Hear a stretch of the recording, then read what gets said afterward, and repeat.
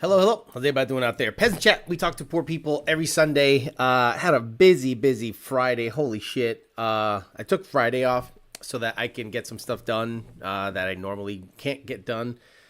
Because, a lot of businesses are 9 to 5, and when you're at home working 9 to 5, or even when you're at work 9 to 5, you can't get shit done. So I wanted to get some stuff done to the wheels and, link up with some friends down in the Miami area. Pretty interesting how Miami resembles Houston a lot to me, meaning the industrial parts of Miami, you can get a car painted tonight. It's weird. Like, you can just show up, say, paint my car. And some guy's like, okay, man, they'll pull it in, they'll paint it, they'll get stuff done. There's a lot of industrial areas where you can get shit done instantly, which is the nice thing about Miami. But man, dealing with the traffic and the everything down there, completely different. But and I finally went on a drive with a Tesla Plaid S, and we can tell you about that. But today we're going to talk about specifically to lead off the show that Edelbrock is putting a 3100 rotor pack in a blower, but they're also putting in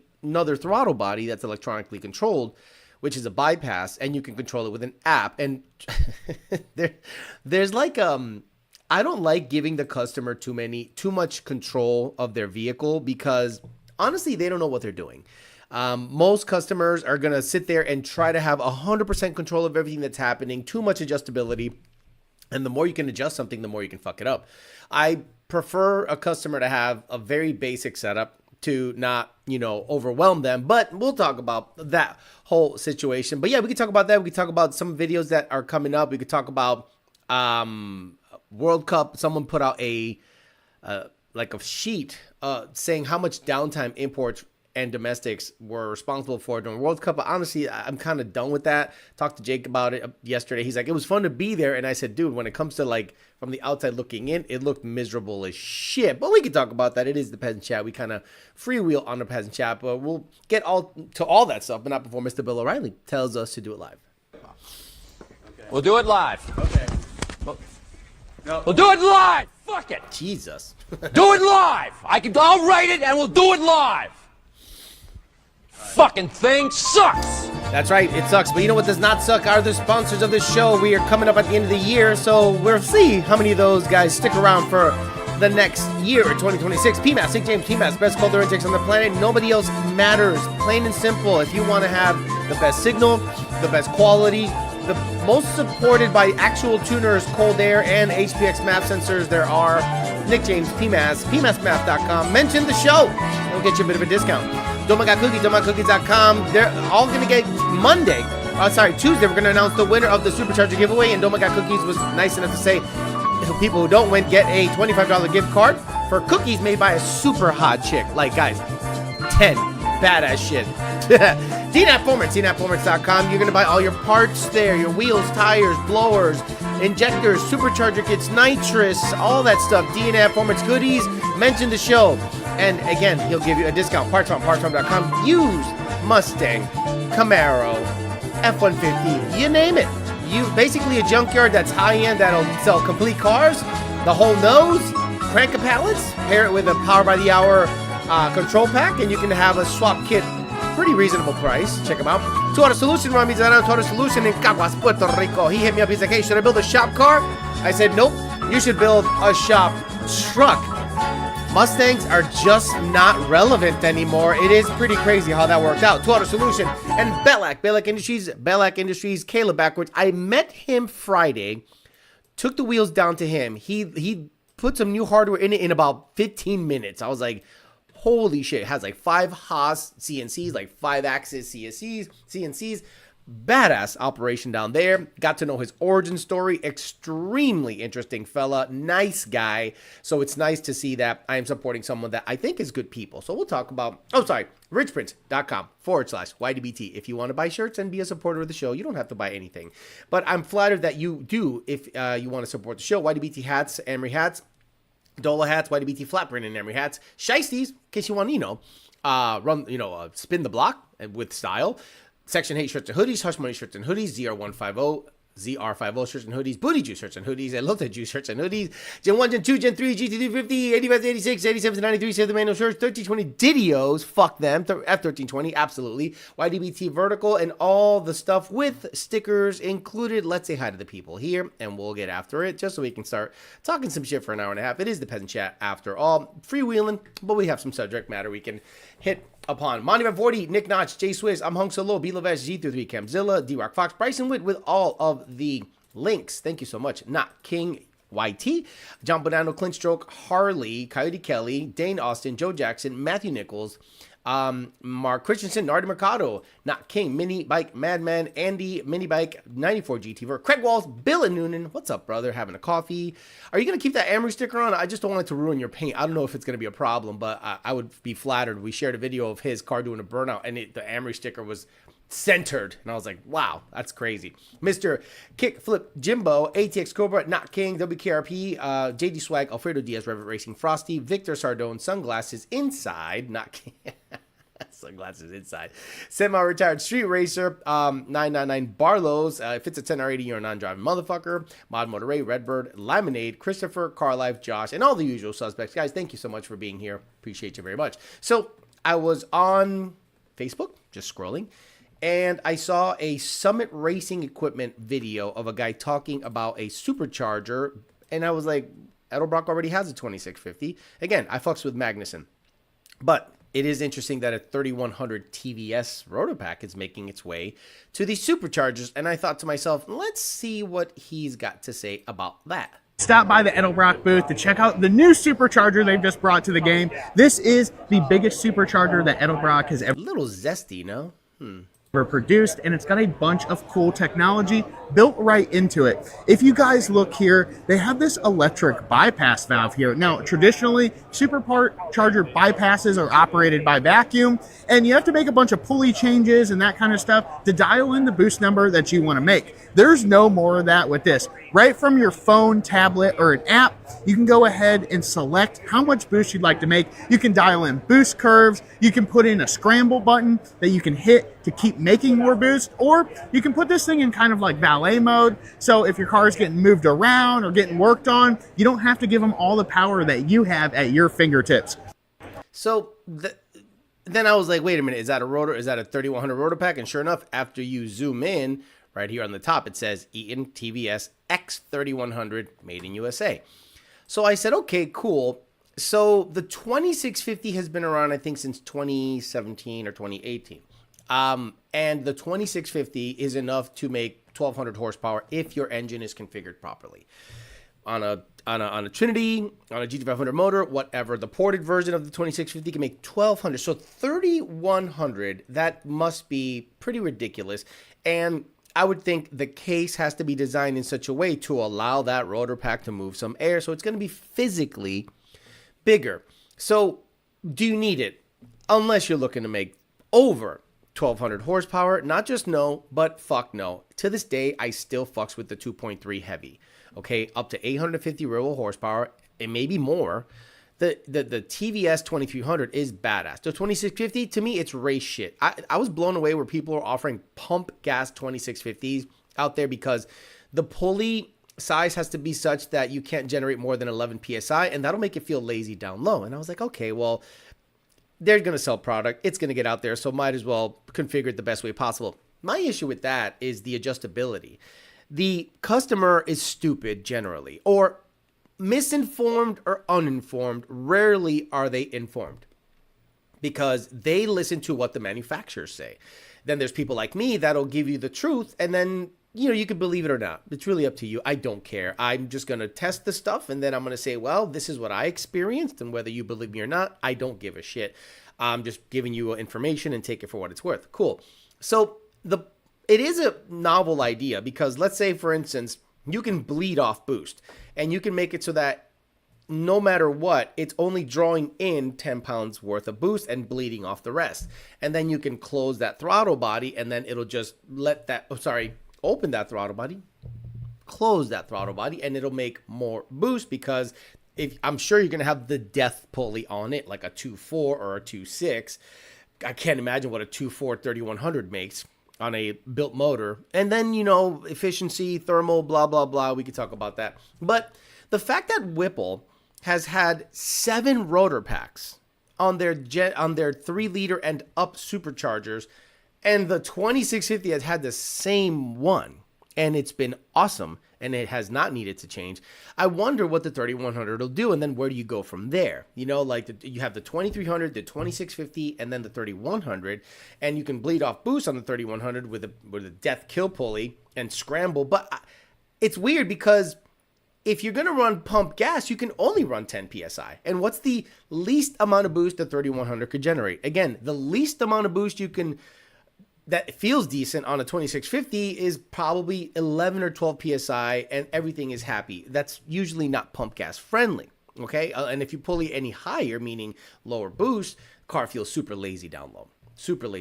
So basically, if you want to have a scramble button, that means you're driving around on 10 psi with E85 in the tank, and the tune is set up and scaled properly so that anything over, let's say, 1.7 load sees about 19 degrees. When then you give it the button and it closes the throttle body and it sees 30 psi down the bitch, the most spark it'll see is like 18 or so, depending if the knock sensor is happy. That's fine, but to me, that's too much shit.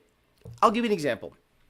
The normal customer is gonna want a boost number and a fuel. So, okay, gate, let's say turbo. You're on gate, 8 psi, twin turbo, pump gas. Then you're whatever the power curve is for that, it is. If you turn on your boost controller, what are you controlling? Gate, whatever.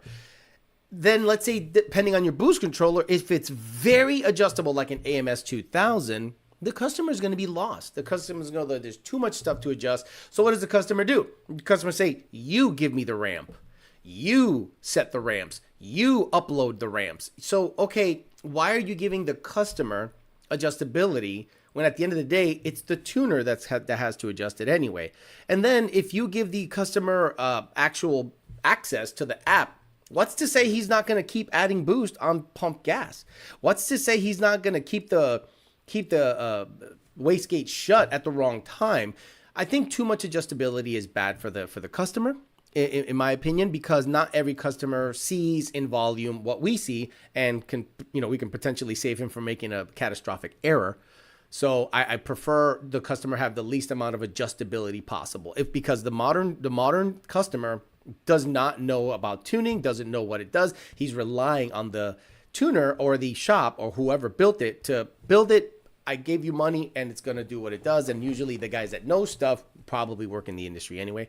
I don't think it's a great idea to give adjustability, but I think in theory, it's good if you really know what the fuck you're doing to, have boost ramps, have, low boost, high boost scramble. I think that's fine. But if you're going to eventually have a scramble situation, that means you already have to have ethanol or high octane fuel in the tank. And then that begs the question, why are you driving on 10 PSI and relying on a scramble grip, I guess? So maybe that's something to look at. So yeah, I thought that was really interesting. Then over the weekend, some guy put out a spreadsheet of all the cars that had a lot of downtime over at World Cup, and it was mostly imports, and that surprised absolutely nobody. So a lot of people are like, well, what are we going to do next year, or what is World Cup going to do? Because to me, it was unwatchable. I'm sure being there, it's different because you listen, you get caught up in the carnival atmosphere that's there in a positive way. There's food, there's people, there's fucking around, there's fun. I'm not that kind of guy that likes to be in that kind of scene. I just hated it. But from an outsider's perspective, it looked awful, right? Like if you wanted to be there for the racing, it looked pretty awful. So, and it didn't finish the race because of the weather. So they're going to have to do something. And in my opinion, extreme front wheel drive has to go. But the problem is they got to end up somewhere. So those guys will end up in Warriors. They'll fit whatever class. It's not like those guys, you get rid of extreme front wheel drive and then those guys won't show up. No, what they'll do is they'll configure their cars, and you're going to see those cars in Street Fighter. You're going to see those cars in Warriors. You're going to see those cars in Hot Street, this street, that street. And then it's like, you're not getting rid of the car, you're getting rid of the class.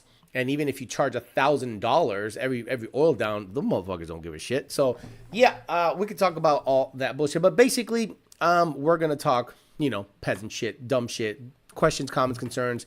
It's your day, peasants, so we'll get after it. Total control points, carburetor, good morning. Morning, Emery, out walking the dog, getting a coffee. Almost missed the intro. Got to get the car painted now from loosing the passenger side door last week. Yeah, bro, what happened there? Okay, every time I see these cars go down the track, the doors are pinned, right? They're pinned just like anything else. And then there's like a latch on the top that like connects the door to like some kind of inner structure, like some inner structure, so that the door doesn't come out this way. Like the hinge point are the pins, right? And then there's this part that people push in and click something, and that keeps it in. Why? Where is air coming in that's blowing that door out?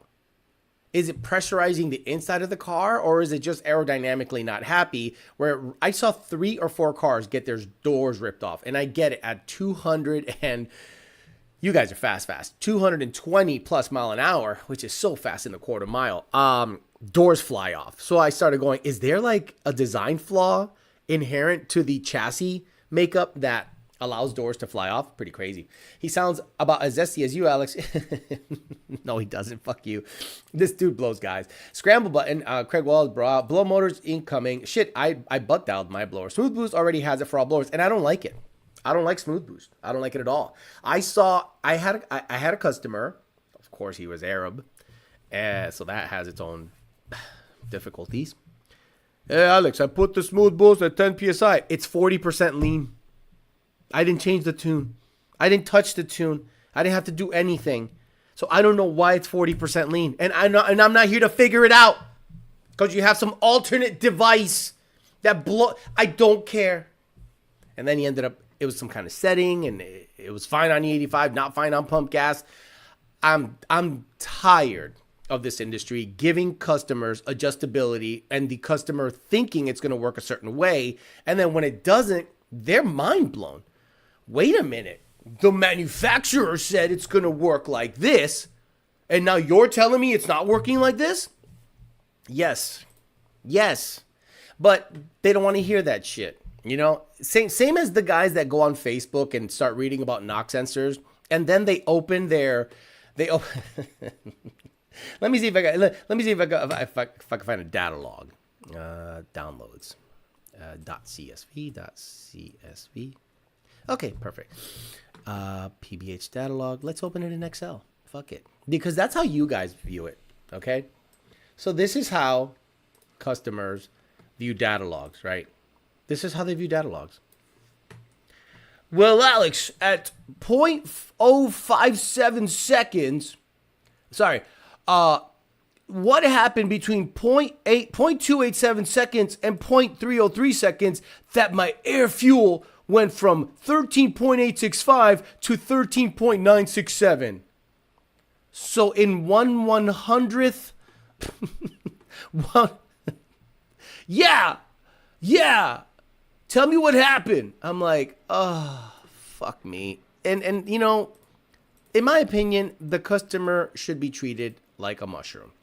You should be kept in the dark and fed shit because you don't need to know, right? Imagine, this is a bad example, but doctors will go out of their way to tell you exactly what they're going to do to your body. We're going to go into your leg. We're going to put this up in your heart. You're going to put a stent in it because you got cholesterol buildup, plaque and stuff. But they don't give you the play by play. They'll say, generally, we're going to do this, and this is what we're going to do. But, what tool, how fast? No. I think customers should be, do you trust us? If you don't trust us, that's fine. Go somewhere else, and hopefully you'll get an email reply in a week or two. If you do trust us, shut the fuck up. Here's a tune. See you later. How's the car running? And that's my main question. My main question when after a customer has been dialed in and I'm happy with the data when it comes back, I go, how's the car running? I don't say, well, it's a little on the lean side. How's the car running? Good. Do you notice any issues? No. What should I be looking out for? Shh. Do you notice any issues? How's the car running? Really good. I'm really happy. The throttle's happy. It decels nice. It idles nice. Has good power. I floor it. It's linear. I'm really happy. Bye. Goodbye. You are tuned. Have a good day. Because I'm not going to give you the go-ahead if I see something off in the data.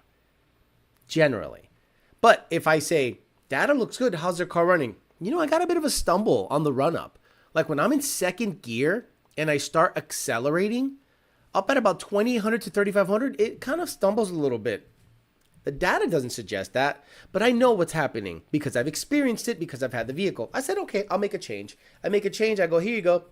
No data log needed. Just tell me if that issue's gone. Yeah, issue's gone. Runs really good now. Bye. But now you have smooth boost. Or now you have adjustable boost control for a supercharger.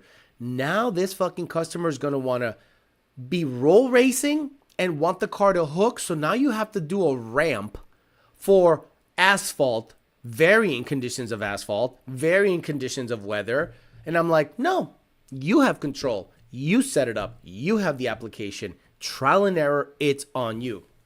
I don't like giving the customer a lot of adjustability. So if this comes to market, I think it's just going to introduce a whole bunch of issues, just like Smooth Boost is doing, just like that fucking stupid Smooth Boost is doing. Everyone and their mother asks about it. Get it. You adjust it. I don't care. Pump gas no more than 10 PSI. E85, it's up to you. Don't ask me about it. Just like a boost controller, AMS or whatever. You want to get the really badass boost controller? Figure it out. Well, I want you to figure it out. Sick of the market giving people too much control of something they don't understand. And I'm honestly over it, to be honest with you. 100% over it. Theo, driving to work now, says Jared McLeod. That Honda that blew up at the 60 foot and blew it out the back door was awesome. These motherfuckers don't even know how to use nitrous. Adjustable boost for a TVS is bad news. That's a great example. Nitrous is for highly advanced individuals that know what the fuck they're doing. They're going to have to pull spark plugs. They're going to have to do a lot of mechanical maintenance, work to the car just to live a happy life on nitrous. There is no such thing as bolting on a nitrous kit, putting on the jets they suggest, getting a tune for it, and you're good forever. Nope. Almost every single time you run nitrous, you're going to have to do some vetting. Let me just pull the plugs. Let's see what they look like. Let me data log, see what they look like. And if you mount your solenoids in the valley, your knock sensors are going to be pissed off. If you mount your solenoids next to the throttle body, your knock sensors are going to be pissed off. If you, depending on the weather, depending on the ethanol content, because now you've added in another variable, varying ethanol content and jet sizes don't change on the fly. So imagine you have E70, but you have a certain pill size for fuel, but it's set for E85. Now you have more pump, less ethanol in there. It skews everything. The mixture's off. I'm tired of giving the customer adjustability. I'm tired of it. So I don't care. Wasn't VMP trying to test a 3100 on Coyote a few years ago? Yeah, Gabriel, the problem was I think they used a 3100 in a existing case. So if you look at a 2300 2.3 and then a 2.6 side by side, the 2.6 is wider. Okay, it's just wider. So now you've gone, so 2.3 to 2.6 or 2650 is 350, cc's if you want to call it that. So now you're going from a 2650 to a 3100, which is like 500 more. You can't stuff that in a existing case. You know what I mean? I think what they did was they just like shoehorned 3100 rotors in an existing 2650 case, if I'm not mistaken, because they didn't, as far as I know, how much does it cost to cast a complete new case one-off? That'd be tens of thousands of dollars. You got to make the die, you got to cast it, you got to port it, you got to flow it, then you got to put it in a car and do the testing, and then see if it's worth it. In my opinion, a 3100 needs a bigger case because now you have rotors compressing air in a new case designed for that rotor pack Dude, let it breathe. Let it suck in the certain amount of air, compress it properly, bring it out the back, down the bitch, up the shit, all the stuff. But if you were stuffing 3,100 rotors in a 2650 case, it's only going to flow what the case allows. So I think the determining factor of the potential of a rotor pack would be the case that it's in and compressing air in. Crazy stuff. Kept in the dark and fed shit. Was that from The Departed? No. You're changing shit in your car that you would think the tune isn't set up for. I really don't see that can be a good thing from adjustable boost on the fly. I don't like adjustable boost on the fly. I think you want adjustable boost on the fly, you get turbos. Weird people. Fix my smooth boost or I'll go to Hennessy. Go to Hennessy. God damn it. I love the fact. See, Joe Rogan, obviously very popular. I don't listen to him when it comes to taking advice for anything. Remember, guys, he was a Bernie Sanders nut hugger for a long time. And then he actually started listening and he's like, wait a minute, he's a socialist. Whoa. But he wanted weed to be legal. He wanted, millionaires and billionaires to get taxed higher. And he was cool with that until he wasn't. And now he's sucking Hennessy's dick. And you see Joe Rogan, Hennessy. And in my opinion, all he's doing is leading people down the wrong path. Only because you guys know the history of Hennessy, right? I don't need to tell you the history of Hennessy. I don't need to tell you what kind of product they put out there. I don't need to tell you anything. But the fact that he is such an influential figure and he's out there saying, I got my... And I'm just like, oh, fuck. Again, because I'm a nobody, me telling people my experiences with Hennessy stuff, it goes into dead space. But then you see him posting with like a new Velociraptor shit. I'm just like, I can't wait until all those people that are around his circle, hey, yeah, my shit's fucked up. What do? I don't want to go against Joe Rogan, but my shit's fucked up. Dude's going to want a tune for every setting. Exactly. I'm not interested. Just not interested. Smooth brains running to smooth boost. Isn't your right foot smooth boost? Exactly. Your right foot is smooth boost. Smooth boost is not for the smooth brain. A parasitic device like a supercharger with a wastegate just seems retarded. Raw power to make boost, then vent the boost. Makes it goofy. People can't leave shit alone. Just boosting it right out. Exactly. Is there a benefit to that big of a blower over turbos on a Coyote X-Rag Racing? X-Rag Racing? You mean drag racing?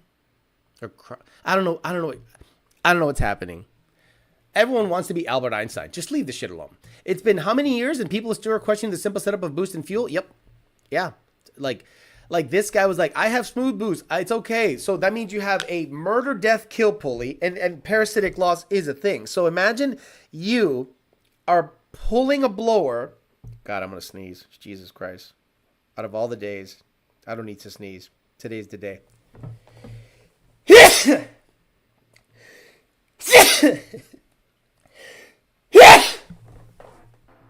More. I was good all morning. Oh, you ever sniff the top of your lip after you sneeze? I don't know what that is. It's like lung juice. It's weird. So, let's say you have a max effort pulley setup. 20%, 2.6.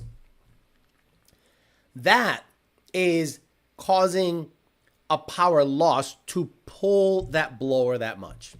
The engine is being robbed of at least 60 to 80 horsepower to pull the blower that much, regardless whether you're bleeding off the boost or not. So the only time it's worth it, it's when you want to make a decent amount of boost. If not, you've pulleyed it to death in such a way that you're bleeding off most of the boost, but the engine is still being robbed of that ultimate power based on the parasitic draw of the supercharger being pulleyed down that much. Retarded. Just retarded. But the people will buy it because they're retarded. Like when Smooth Boost came out, I said, that's retarded. And I guarantee people went, that's a good idea. And I went, okay. Okay. Murder, death, kill. Aren't we trained for this kind of violence? Pulleys, headers, fuel system equals $50,000 Hennessy package. I wouldn't own a fucking pen with that man's on it. Exactly. Joe Rogan realized it wasn't really free. That's why I'm running a standalone fuel system with my C85 and nitro setup. Screw dealing with factory fuel system and ECU stuff.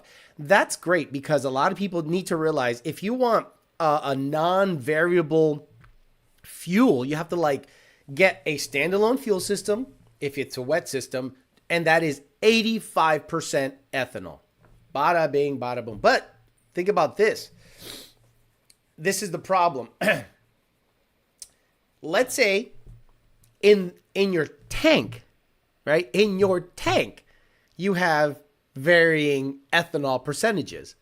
So theoretically, you should be running C85 in the tank or Ignite or Ethanol 1R and in the aftermarket system. So there's less variability if you're running ethanol as a main fuel with a nitro setup. It is just a conversation that people don't want to have. Thank you. Thank you for saying bless me. Buying an S is buying a Gucci when you can just go buy a quality product from Rich Prince. $40 sneeze. Exactly. Alex, need to dust that one. I have, what do you call them? Air purifiers. That is, I'll be honest, it changed everything. This place, very rarely do I sneeze now. Whereas before it was like 500 times a day. Those I have two. I spent $400 in air purifiers. I'm telling you, it changed. It changed everything. I even sleep better. You meant drag racing? Rag racing was actually drag racing? How the fuck do you do that? I wouldn't rely on something bleeding off boost with that party pulley. Right. So what is a smooth boost? It's this. Pulley your blower to death. Have the highest parasitic draw possible. Bleed off all the boost that you don't want. And then when you do want it, the bypass closes and it allows the boost to be put into the engine. When it opens, it bleeds off to atmosphere. Stop it. Alex going to start doing lives in an N95 mask. What the fuck is smooth boost? Oh yeah, those things are the truth. That big ass X dog hair still there. Dude, I saw some in a sweater. God, you know, sometimes you go, man, I miss that girl. I should see it. And then the dog. The 100-pound dog. And there's still 2 years later hair around here. I need to get a Colombian chick in here and just deep clean the place, cause I ain't doing it. I got money to make. Got to send you a log, Alex. ESS car short shifting from 4556. I need to get the beans.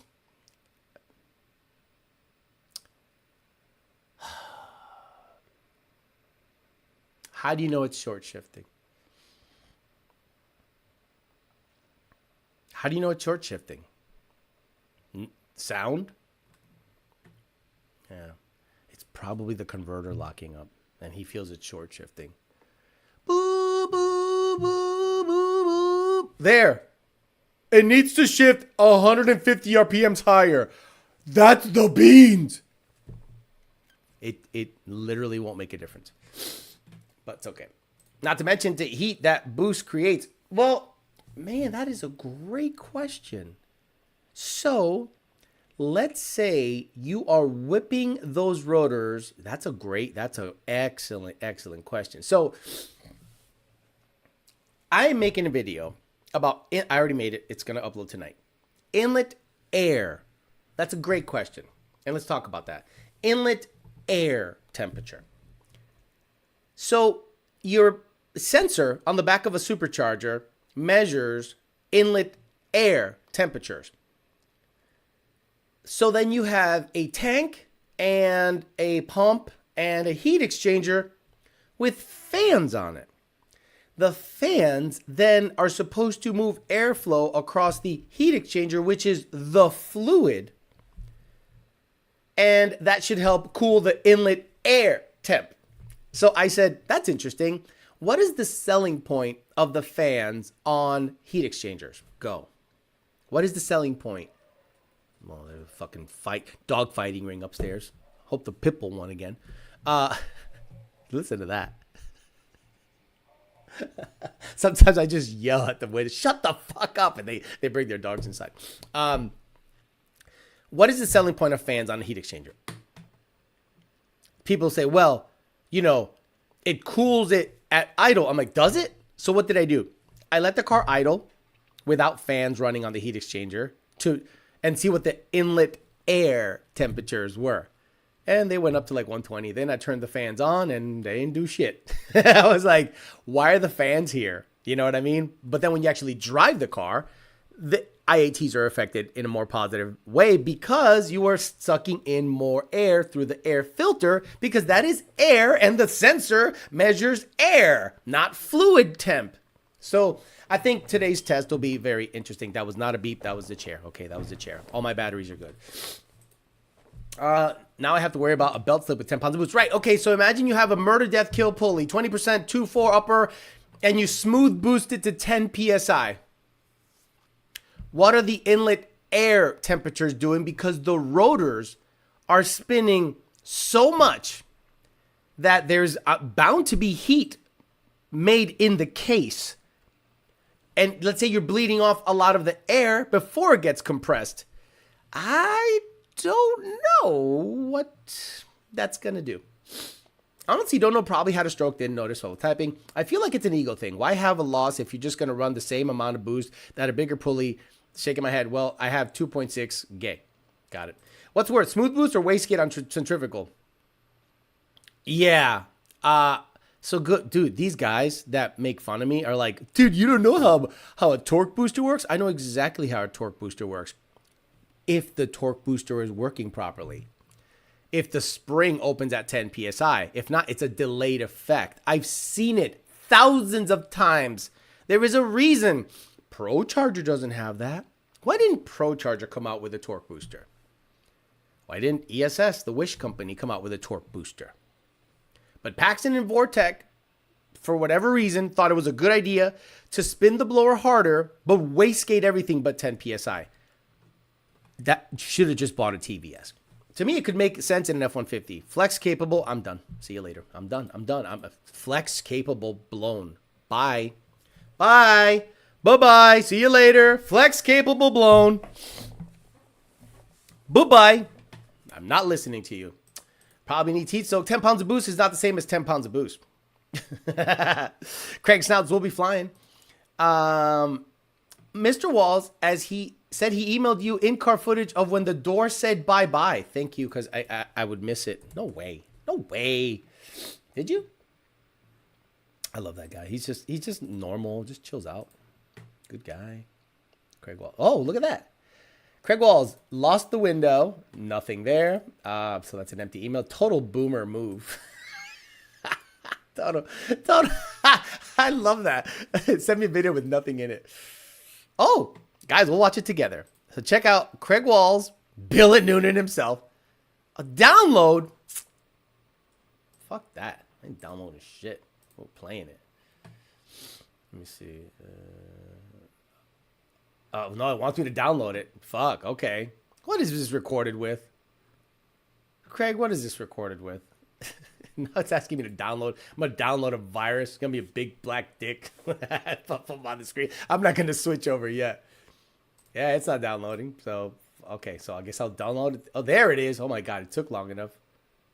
It's going to open like 10 times. Oh, fuck me. Okay, here we go. Oh, okay, guys. Headphone warning. My ear, my shit blew up. My fuck. My ears are blown up. So this is Craig Walls' door going bye-bye, apparently.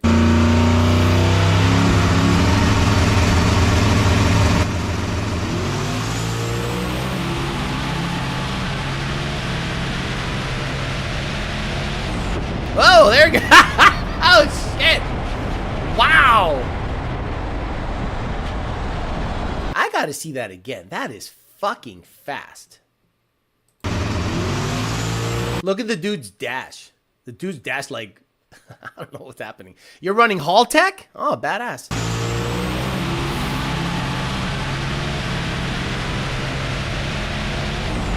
Okay, so what causes that? Let's enhance. Let's do forensic. Forensic computer's gonna explode. Okay, so you can already see the flexing happening at the top of the door. You know what I mean? So when you look, you can see the flexing happening. We're doing it live. Okay, so boom, boom, boom, boom, boom. So don't these things have Craig, a frame? Like a big badass frame. Oh, he does have that lock. Look, he does have that lock that you push on to. So I guess that's part of the chassis stuff. And what failed? Whoa, the whole fucking thing failed, dude. It just fucking disappeared. I can't go frame by frame. It's just like the next frame, it's just gone. See? So yeah, pretty wild. Let's see if we can we slow this down? Playback, speed. Slower. Okay, sure.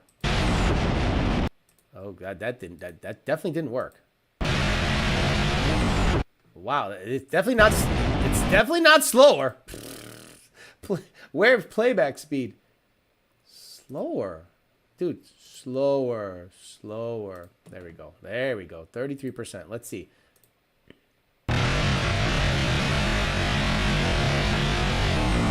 Yeah, there we go. Whoa, wild.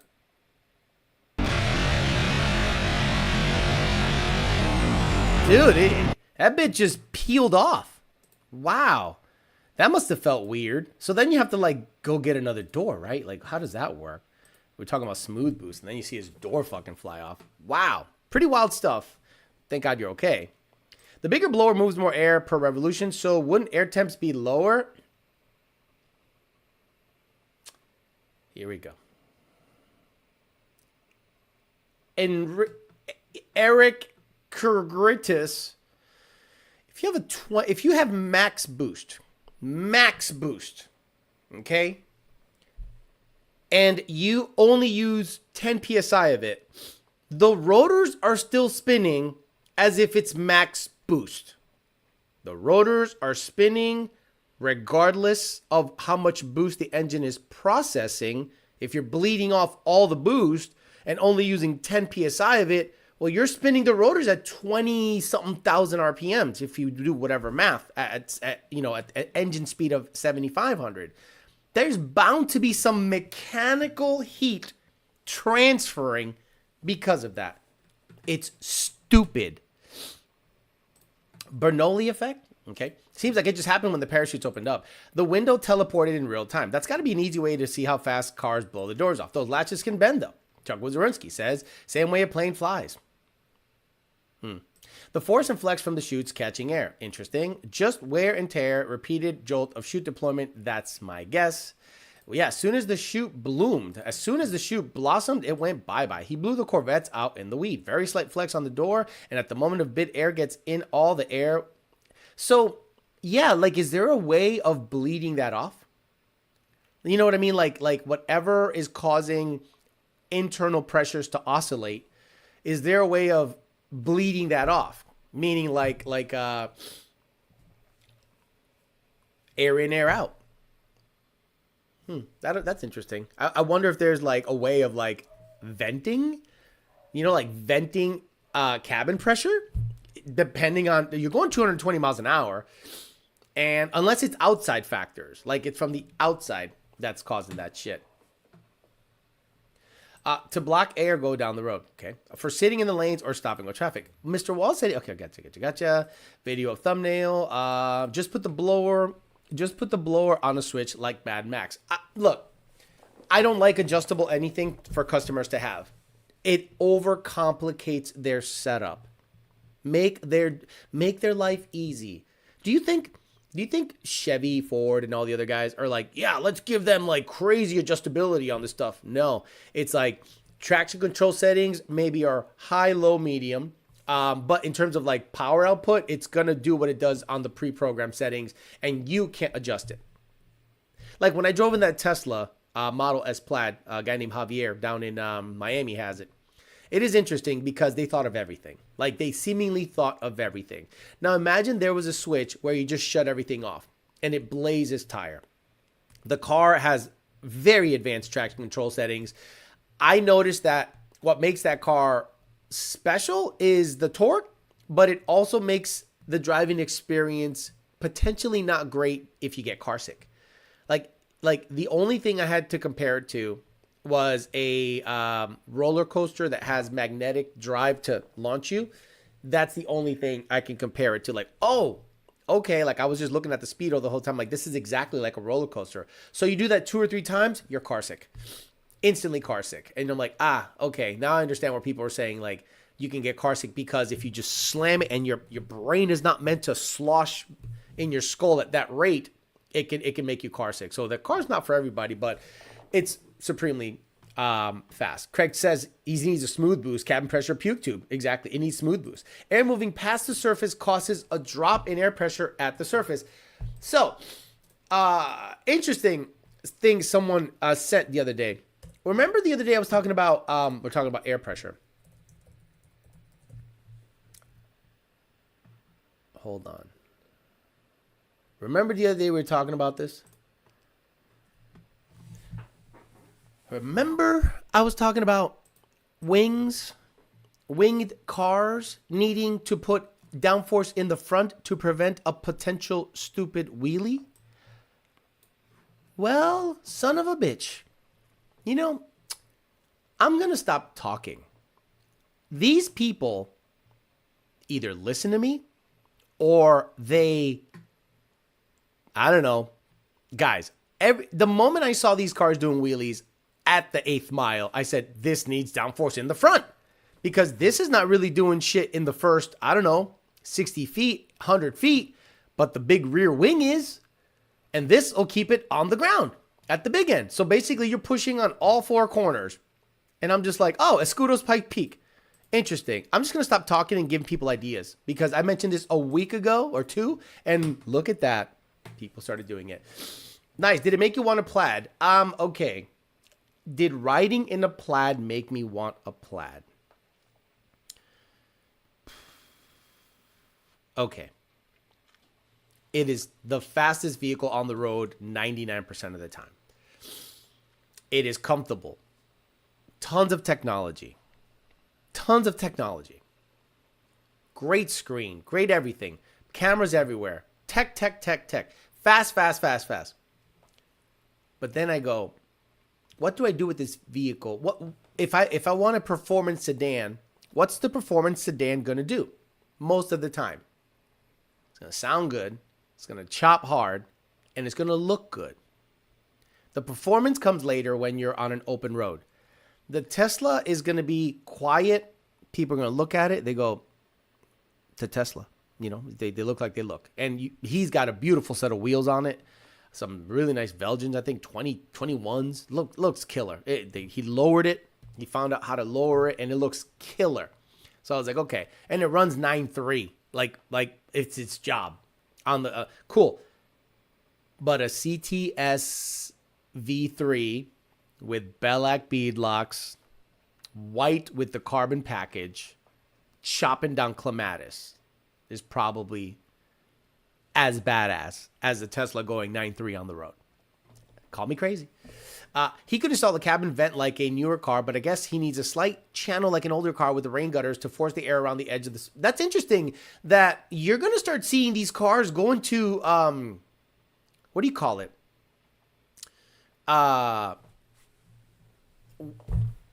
What is the name of that thing where you put the car in it and it blows air past it and then it... Wind tunnel. You're going to start seeing cars like Craig Walls and others that run quarter. Wind tunnel testing is gonna have to be a part of the program. Matter of fact, Chad Epperson builds a lot of mile cars. Okay, so he's like, yeah, we bring our car to the wind tunnel all the time. I'm like, get out of here. He goes, dead ass. I was like, really? Yep. So when on one of the videos where I talked about big wings and stuff, Chad Epperson chimed in and he's like, yep, that's exactly. Build the race car. Let me see. Unleash your transportation industry secrets, Magnuson for the Iron Coyote, FFRE. Big wings weren't stupid until they weren't. Okay, 54 comments. I think it's in here that Chad Epperson's like, yep, look at this. I got this big old wang. And there, look at that. Beautiful. Yep. So this is going to become part of your program. If you're racing in a league where hundreds of miles an hour is the norm, well, wind tunnel testing has to be part of the program. And look at what this son of a gun has in the front. little canards here. This is a twin turbo S550 that goes like 230 in the mile. I know Craig Walls does it in a quarter. I get it. But it's got super stable. Aero is a big deal. It's got channels and chamfers, and so that is going to have to be part of the deal. If not, you're going to keep literally blowing your doors off. You can't just rely on a chassis table, bar angle, this, and then go and do the thing. Take that same vehicle, and now you go say, hey, at the big end of the track, there's going to be so much separation that the car is nosing down. So we got to wind tunnel test it at that right height. That'll be interesting. You'd be the type of motherfucker that watch flicks while the car is autopilot. Yeah, you definitely don't know me, huh? People think they know me. Oh, you'd be jerking off while the car is driving. I am not a heathen weirdo constantly jerking off and thinking about pussy and porn. What people think I'm just, if that's the nice thing about my private life. People only know my public life. Let them perceive it as I'm like vanilla, boring as fuck. I can't beat that V3 chopping. I'm with you. Exactly. Don't get me wrong. I think both have their place. If I'm driving no further than an hour, give me that Tesla. If I'm driving a lot, an hour away, give me that Tesla. Or maybe 2 hours, because, it's got about 250 miles range. If I'm just cruising, I want to be shopping like a motherfucker. And the V3 looks better. Exactly. Pikes Peak Gran Turismo. They can just turn the bullhorn up on the exhaust to keep the front down. So it's interesting. I've always thought I might just give it away again. So the big wing game in the no prep world, all it needs is a hinging mechanism so that it goes completely flat at 100 miles an hour or 120, right? Keep the wing up to get the downforce you need to keep the tires down. But then at 120, that wing should literally cantilever.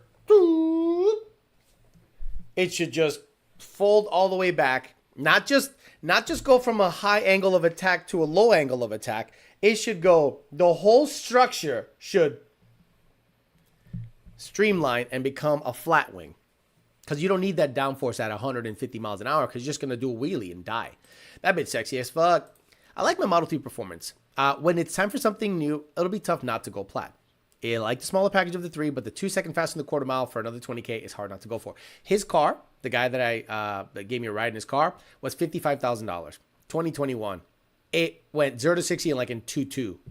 I was like, bro, this is unbeatable. And you control people anywhere. No one's going to fuck with you unless they got a Plaid or a Lucid Air Sapphire. I'd go up to any Lambo, any McLaren, and comfortably be like, let's get it. ZR1, let's get it. Because you'll always take the hit. If you're on the right mode, ready to fly, ready to boogie, you'll always take the hit. I'm not going to give the ZR1 a chance. I'll be like, boop, fuck it. Play catch up.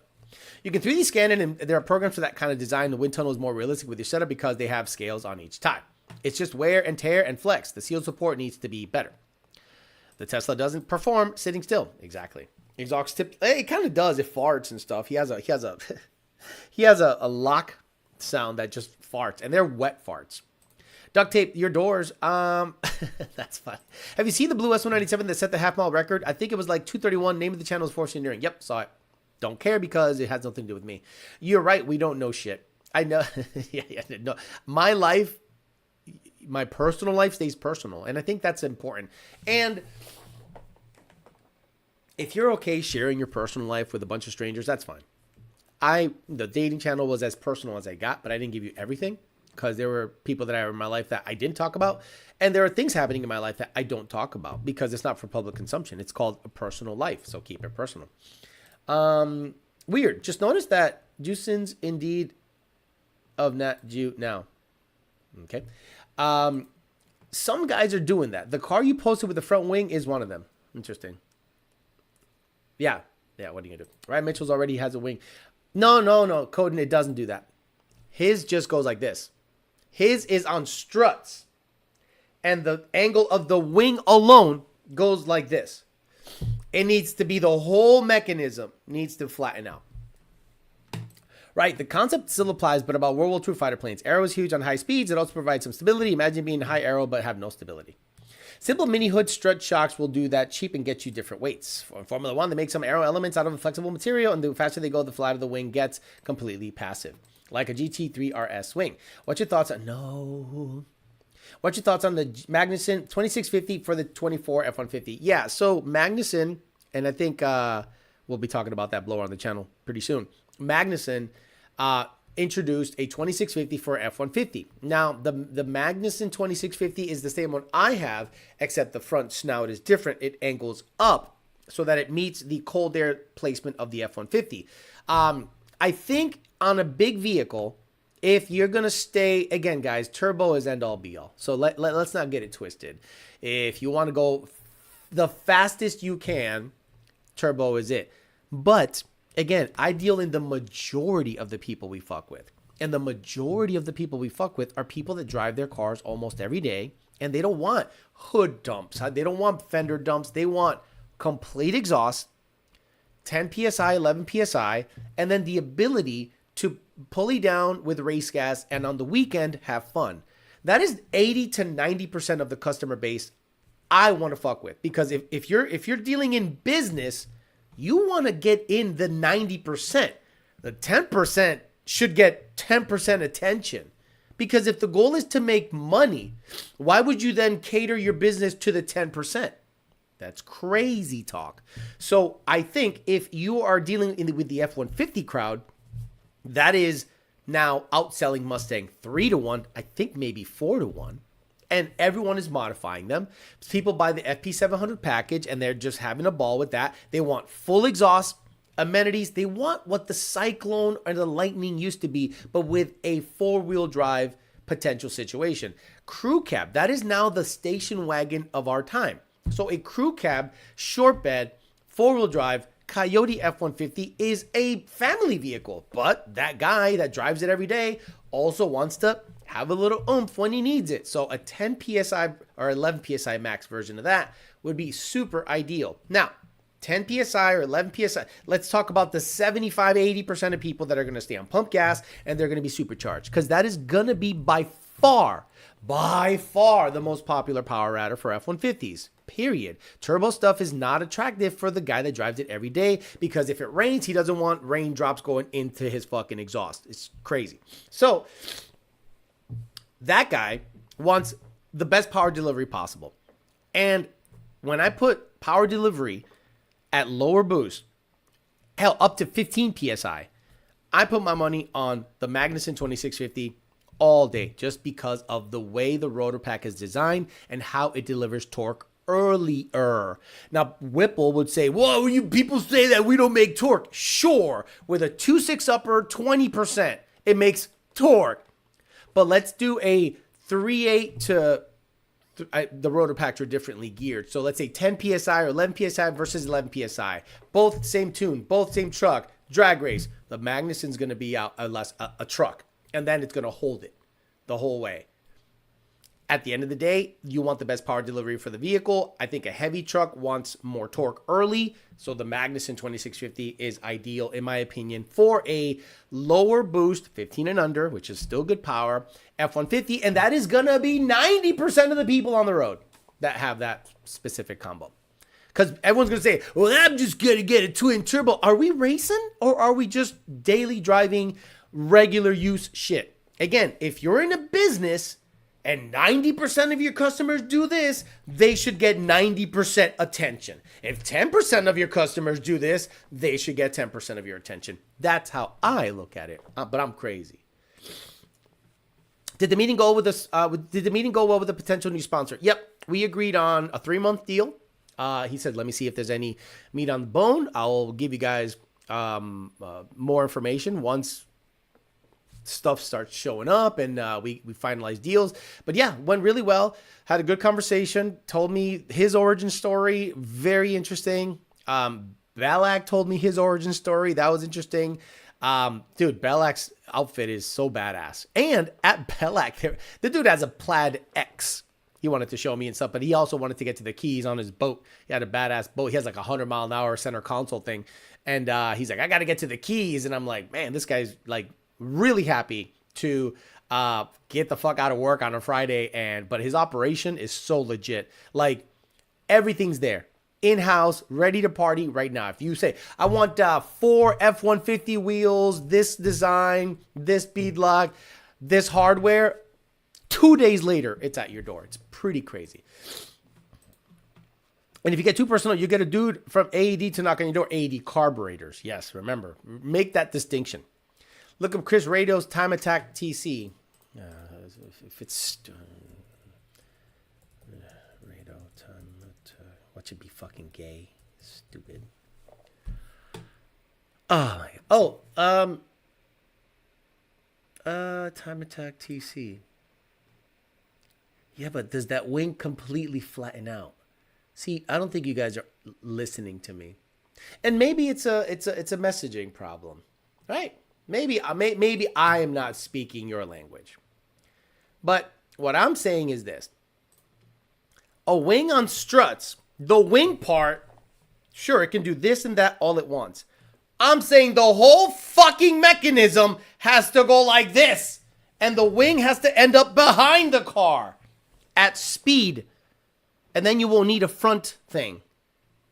But this is the problem with that world, right? The problem with the no prep world is long travel shock. You have a long... They have a long travel shock, and now they're putting aero in the front. I don't understand you people. Happy Sunday, Alex and Emery. That's exactly what I want. A daily car and pump gas and octane booster for the drag strip. I want my CCSB to be a 1090 cruiser eventually. That's exactly what everyone should aim for with their crew cab short bed F-150 Coyote. 10.9, that's 14 PSI, brace gas or octane booster, and then take the pulley off, put another pulley on, and drive around on 10 PSI and be a happy dude. Love my quick super crew. Can't wait to make it fast.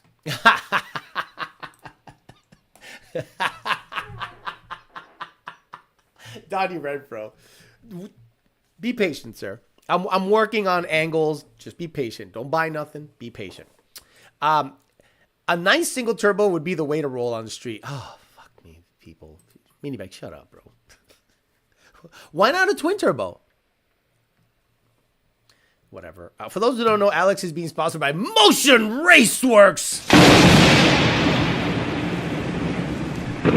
I will never run any Motion Raceworks product ever. Bet me on that shit. Must be nice. Motec on the outboards and book it to the keys afterwards. Dude, he was telling me, he's like, you know how much money is in boats? Like 5 motors means 5 Motecs. I'm like, holy shit, you're right. I have a date. Anything is better than the wishblower F-150 setup with the head unit being near the battery. Drove my Dio's Whipple 24 F-150 and my mom Roush Charge 22 F-150, and it's weird how such a heavy thing can move so fast.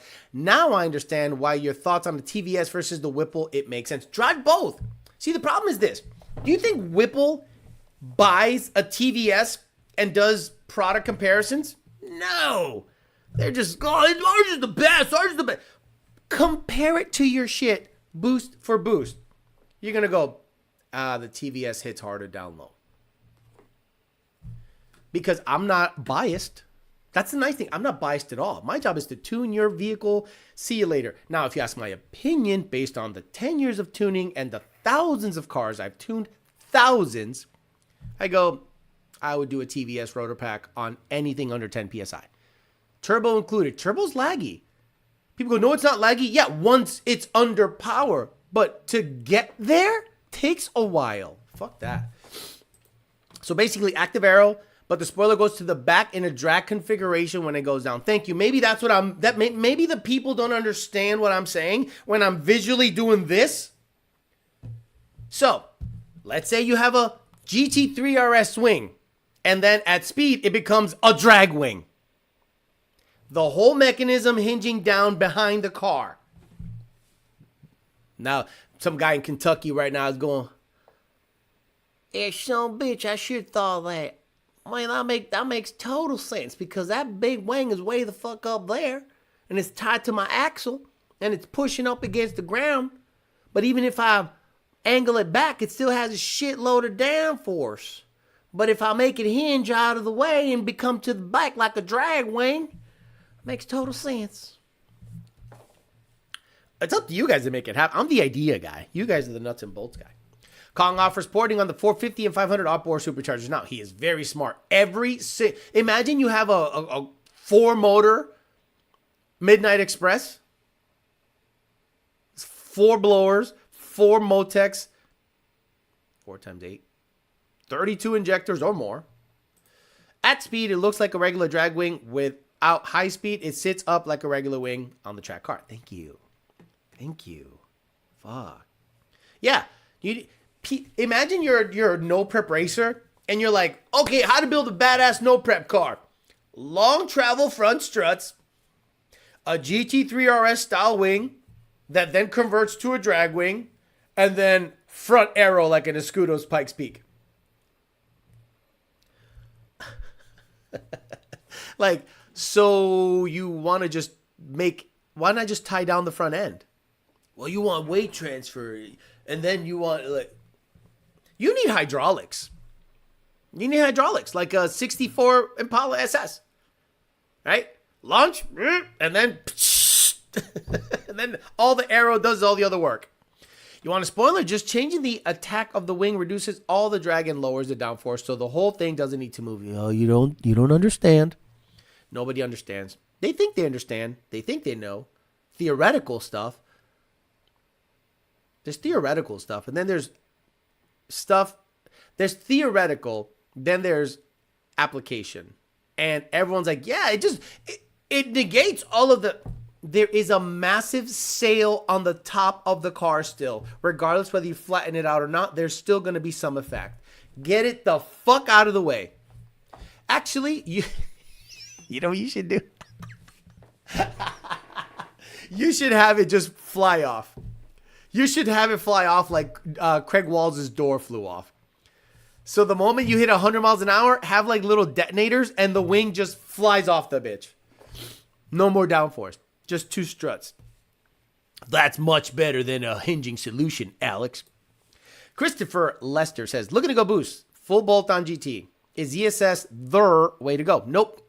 Fuck ESS. You can get a Paxton, a Pro Charger, heaven forbid, or if you want to be a man, you get yourself a TVS. You get yourself a Magnuson TVS. You get yourself a E-Force TVS. I prefer you get a Magnuson TVS if you want to be a man. You think the Roadster has the ability to fly like Elon is alluding to? See, the problem with Elon is you take his words too literal. Fly means really fast. Done. Because he said, well, my friend said flying cars. I go, it's not going to fucking fly. How's it a Roadster and it's flying, physically flying? I think he means extremely fast. Because that company Jetson, they have flying cars. Just type in Jetson. And you see, it's basically a insanely upscaled drone. I guess I'll have to show you because I, for whatever reason, think you guys are up on this stuff. And then you guys, I've never seen that. I mean, what are you watching? What the? Why aren't people? Yeah, there's literally flying cars already. And it is this company called Jetson. And it's just a fucking drone. It's just a really big drone. Shut up. I don't need to copyright. Yeah, it's a drone. It's just, can we see an outside shot, please? Can we see an outside shot, please? Can we see an outside shot, please? You fucking dickhead, stupid ass motherfucker. You don't know how to video shit. Thank you. Meet the Jetson 1, a personal flying vehicle that's not meant to solve the climate crisis or revolutionize transportation. All it's meant to do is show you a good time. Yeah, they already have flying cars. Stupid. Model. And if their goal is to make flying this thing look fun, mission. Okay, oh my God. I don't care about your opinion. I don't care about anything. You fucking dipshit. So they already have it. So if you want a roadster,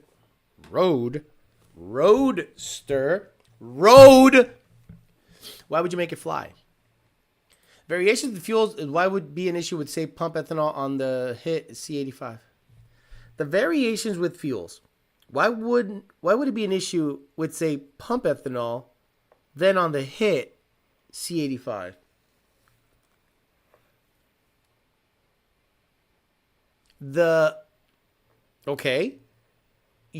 It's not like the injectors shut off when you squirt nitrous and the wet kit with C85 in it. So let's say you have 85, a tune, because it is not a flex tune. And I hate flex tunes. I hate even the thought of flex tunes. Again, giving the customer too much variable and adjustability is a negative thing. So when, let's say, for instance, you are on an E85 tune and you have E85 in the tank. Then you go somewhere and you assume it's E85, but it's actually E75. Now it's going to trim in or out, 5 to 7% fuel. And then you're going to spray a nitrous shot on top of that. The mixture is slightly off now, as opposed to if everything was C85, 85, like 85%. The moment you vary ethanol percentage, it's still being combusted because the main tank fuel is variable from 75 to 85, depending on what the pump is spitting out that day. But your shot is 85% ethanol, but the complete combustion relies on a combination of what the injector from the main tank is putting in versus what the... I can't believe I have to explain that. But I have to explain that. How about the guy with the cable activated weight transfer inside of the car? Did you see any of the powder substance when he showed you his 100-mile-an-hour boat? No. That guy is high on life. That guy has a good life. He's high energy, high motivation, business minded. This guy is not about the bullshit. My only gripe with Balak is once you spend the money and ship on your own, email to buy a few things and no email back. I got my inner barrels and they dip. Then you know what's funny? For whatever reason, I have no issue getting a hold of him. So where do I get a hold of him? Instagram. Hey man, I want to set up blah blah blah. Here you go. Here's the invoice. Okay, boom, send the money. Boom, boom, boom. I don't know if they have a dealer program, and that's the other thing. If you're emailing him, but he deals with the dealers, if you dealt with him initially and then he didn't get back to you, I understand that gripe. But I get a hold of him on Instagram and he's fine. Shout out to YouTube for an update midstream. I bet people don't know that there's an electric 18-wheeler. I guarantee people don't know there's electric 18-wheelers, and they have the ability to self-drive. That's why I think the transportation industry is going to change real quick. Fuck that thing. Imagine falling from the sky in that tin can. Using fossil fuels to charge it, not necessarily. Oh my God, I can't with people. I can't. People are stuck in this weird loop that I don't know who put them in this weird loop, but they're like, yeah, they're charging everything with fossil fuels. I'm like, no, they're not. How do you know the guy doesn't have a fucking solar panel farm in his shit, stores it with batteries, and then charges off of that? How do you know? I can't with people, man. That's why I stay home. Stay home. Hey, what do you think about Elon Musk? Shut up. Just leave me alone. I'm leaving. I don't talk to people. Looks like some dumb stuff Cleatard would fly around in. You don't think that's cool? Okay. Those motherfuckers just watch retarded Cleatard's videos. They claim they don't swing on his nuts. Not sure if anyone asked, but what is your opinion on the new ASS kit for 21 plus F-150 that's coming out? I think it's a complete waste of time. I think it's a redundant product when ProCharger and Vortec already have kits. If you want to buy it, go ahead. I don't think it's any better than what's already on the market. But I don't support that company at all because they went out of their way. To exclude us from this preferred tuners list. And it's because we don't suck their dick. Okay, so now you as a company went out of your way to promote people that steal tune files because a tune from those guys is a Lund tune. Stupid. And we can prove it.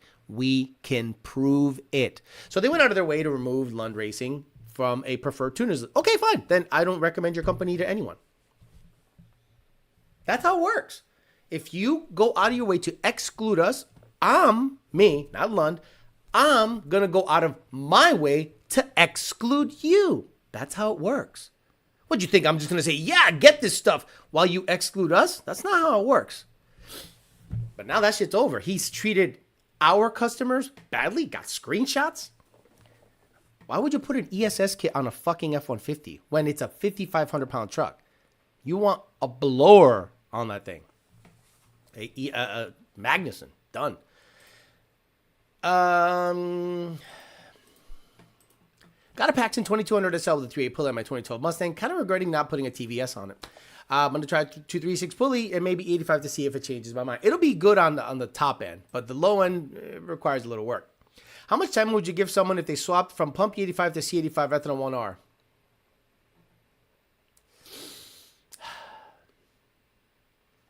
How much ethanol is in C85?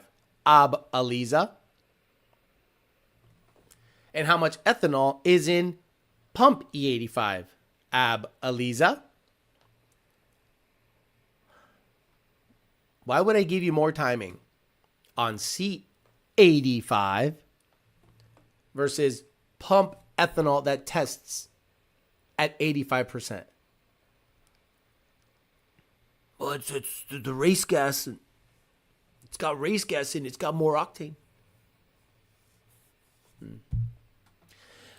Good thing I test my E85 regularly. Rarely do I see below 83%. Good information, though. I didn't deal with Damon. I was dealing with Ricky, the sales manager. Oh, then I deal with Damien. It's cool.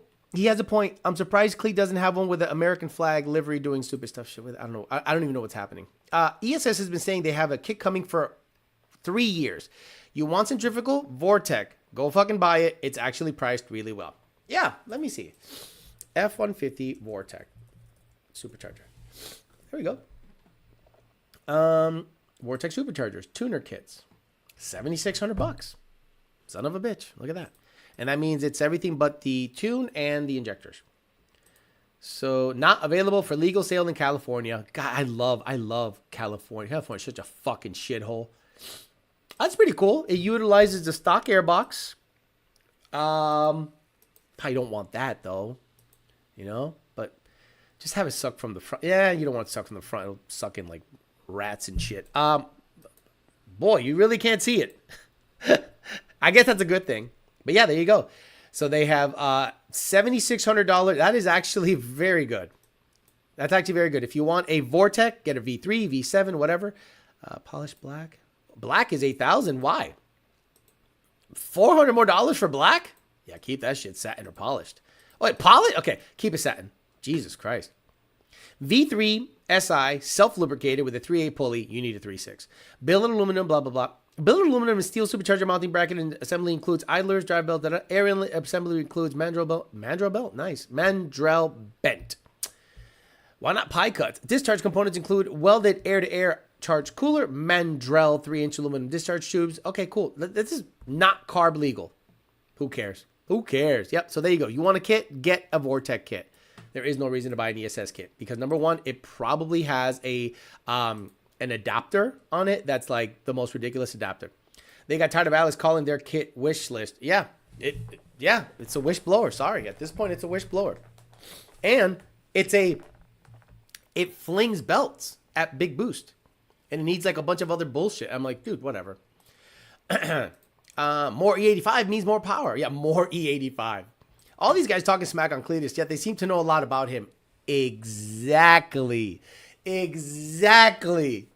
That's what when people know what's happening over there, I go, uh-huh. You make fun of him so much, but you're on his channel every fucking morning. The brackets look relatively small, not giant growth on the engine. Daytona says, was not on game with the ESS situation. What a bunch of scumbags. They're not, I'm not going to say they're scumbags. I'm just going to say, if you're going to exclude the best, highest volume, most reputable tuner on the planet for the Ford platform, F-150 and Mustang, don't be surprised if one of their employees that has a little bit of influence does not recommend your product and goes out of his way to say not to buy it. that same motherfucker got a kit and promoted the shit out of it because it actually did pretty well. But if you treat the customers like shit and you exclude the best tuner, all I'm going to do is look out for my people. How many PSI was Jeremiah Cam's Paxton car on the video you drove it? 15? I think it was about 15 PSI. It was quick. It just spun the tires the whole time. How's this year one coming along? Not sure. Everyone was away last week for World Cup. Now they're back, and I'm hoping to get an update tonight. I'm hoping to get it back within a week or two. I was hoping to get it back before World Cup, but apparently they were gone doing other shit. So I'm hoping to get it back sooner than later and go from there. And if I can get it back, I looked up the schedule for SGMP, and they're open like for a test and tune on a Friday, so I won't be able to make that because it's 5 hours away. And December, it looks like they're not open at all, or I got to wait for their December schedule. So I can get up there on a rental or something and take the blue GT500. The blue GT500 has to go, and we got to see what's up. I'm having cam reversion issues. I'm going to drive it today. I'm going to see if the cams are happy. If the cams are happy, I'm going to go ahead and see if I can get it up there or diagnose why the cams are acting up. And I think it might be wiring related. It has to be with the 4 sensors in the back that they're just acting up, the Hall effect sensors. I don't think it's mechanical. I don't think it's phaser. I think it's an inconsistent issue that's happening. And because it's inconsistent, I think it's not tune related. I think it's something with the wiring, a sensor acting up, just losing signal mid-pull or something. So I got to figure that out and then get it to the track. And then once that goes to the track, take Collier to the track. I talked to Jake yesterday. I said, I'm not taking the transmission out. Love you. It's just I just want to drive it, and if it breaks, it breaks. Then I'll replace parts when they break. But I definitely want to get an exhaust on it because, meaning a different muffler because it has no muffler right now, and it just sounds awful. And I want to get like a big oval style Magnaflow or something, so it sounds decent going down the track, and it's not disgustingly sound because it literally sounds like shit when you go wide open throttle. If running nitrous on a centrifugal, should the nozzle be located before or after the mass airflow meter? After. Why would you want the mass airflow meter sampling nitrous? After. How are you, Alex? Sorry, I'm late. Says Q660. I'm late leaving. I'll watch later. Gotcha. Alex, don't say they are scumbags. Let us do that for you. That's what I said. I don't say they're scumbags. I just say that what they did was it was noticed. And a lot of people were like, what's up with this? And I'm like, it's not going to be good for them because if you're going to have the highest volume dealer, the highest volume tuner, not promoting your product, this is what I'd do, right?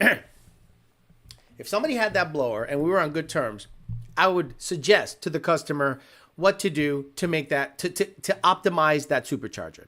Well, you want to do this, you want to do that, you want this, you want that, and then I go extra. Now, a log comes in, looks good.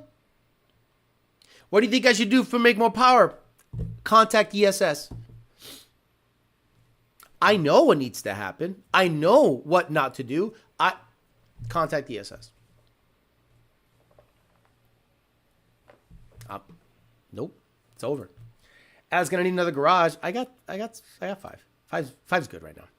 Great weather to go out for a ride today. Hoping to run into a Whipple at 650 for archives, videos. Collier sounding like wet farts. Yeah, it sounds really bad. Collier sounds really bad, and it needs a good exhaust. And this exhaust that it's in it right now is such butt cheeks.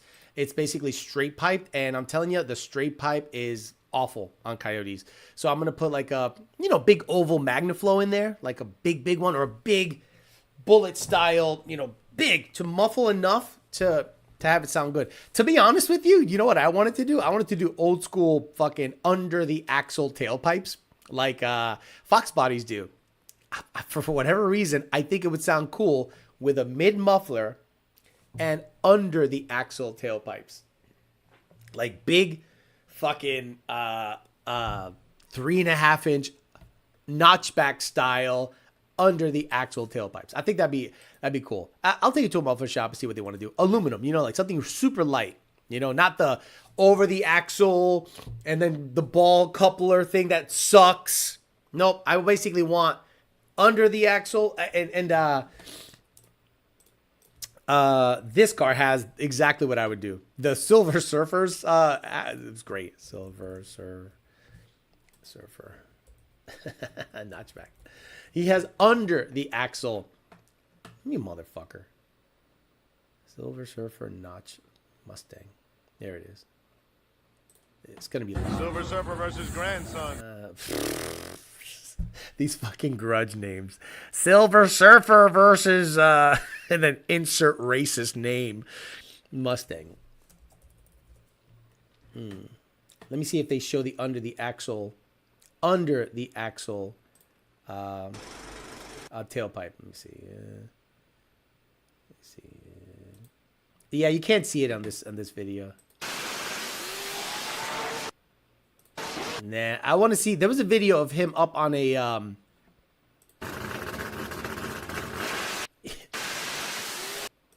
iCar just too fast. It's blurry. I'm looking. There was a video of him just idling, and it was so badass. Let me see. And it was just idling on jack stands, and you could see the under the axle tailpipe setup, and you're like, bro, that is so badass. Is it a small block Ford? Is that a small block Ford? No, there's no way that's a small block Ford. Ain't no way that's small block Ford. Oh no. Okay, so I can't find it. I was hoping to find under the axle tailpipe video of Silver Surfer, but if I can get in touch with a good muffler shop, like not a muffler shop, but like a hot rod shop that's willing to like make my vision come to life, I'd fuck with it. Or Donnie. Donnie seems to be wanting to wrench on shit, but that looks like it requires some tube bending stuff. Super Ted mufflers, 8-1, Alex, 8-1. Yeah, that's the F-Cam car, correct. Super 44 mufflers, let's go. Under the axle looks cool, always like that look on Foxes. You know, I never understood why Lund ends up with the most hate and gets put down the most. I've noticed not just brands, but social media people all over Instagram, TikTok, talk shit on Lund. I don't get it. It's under the most ill-informed people are the loudest. We have crazy volume. TikTokers like the people that they think are cool. So they go to the sunglasses inside and crackheads to get tuned by, or people that literally steal tunes because they're younger and they're like, well, they're young, so they know. And then you're like, we're like a group of older guys and we just hammer tunes out and get shit done. And then people would not have bass files if it wasn't for Lund Racing, because there are complete industries of sucking off tunes, drawing them, and giving it to people to figure stuff out. Hell, I still think there's corporate shenanigans happening, but I can't prove it. But I think there's so many people out there that want to be in on the cool kid bullshit that they'll go with the guys that are off the beaten path as opposed to the main motherfuckers, Lund Racing. So there you go. Yeah, exactly. Silver Surfer versus Concentration Camp. Like crazy names. Under the axle was Cobra because of IRS or 3-inch, but people do 3-inch over the axle nowadays. No.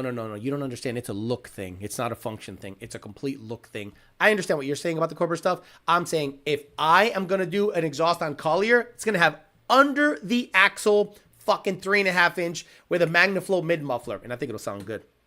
Had Hyport on it. Got it. Flowmaster. Fuck Flowmasters. No Flowmaster sounds good on a Coyote. 0. On a Fox body, yes. Coyote, no. Yeah, crackheads. Because they'll tell you what's best for your car and smooth boost. Yeah, there are people. I guarantee there's people on TikTok saying smooth boost is awesome. Adjustable boost. And then I'm here telling you the pros and cons of it. And then they don't believe you. And then they experience it. And they're like, fuck. Alex told us about that shit years ago. And I told him he's stupid. But Nate Ryder said, guess what, guys? I got a smaller pulley for more boost. And I got a smaller crank pulley for what? You guessed it. More boost. A smaller crank pulley for more boost. Literally said that. I went. Did not correct it.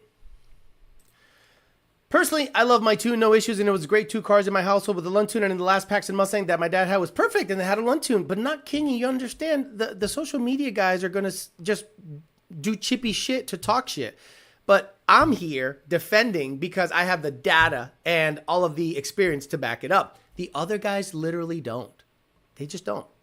And there are people that like that personal touch. So these people take advantage. They'll drive down to Miami and just tune cars in person. And they're like, yeah, we love that shit. And we're like, no, we ain't doing that. Just get on the dyno. We'll do it remotely.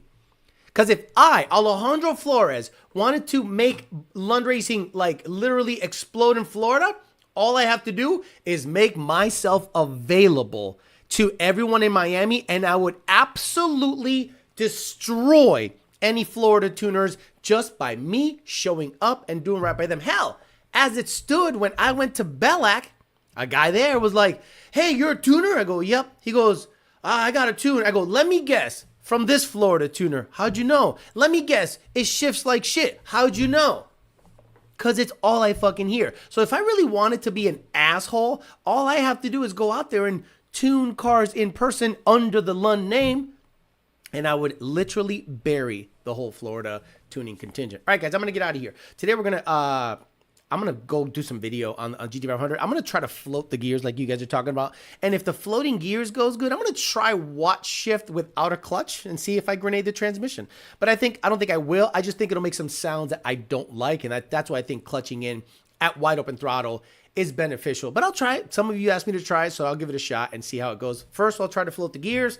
First, some 30, 40, 50%. And then I'll do like a 2-3. It'll spin like a motherfucker. It's not going to hook, but it'll be interesting to see for content, to see if that's something I can do, because that's what people do with strain gauges. They just rely on the strain gauge to cut spark. I'll just lift a little bit and then get back on it and see if that actually works out. I'm out of here. Donnie says, smooth boost reminds me of the progressive power tune. Exactly, Donnie. The biggest waste of fucking time tune you've ever heard of. And people thought it was good, and I thought it was such shit when I drove it. It blew my mind that people thought it was good.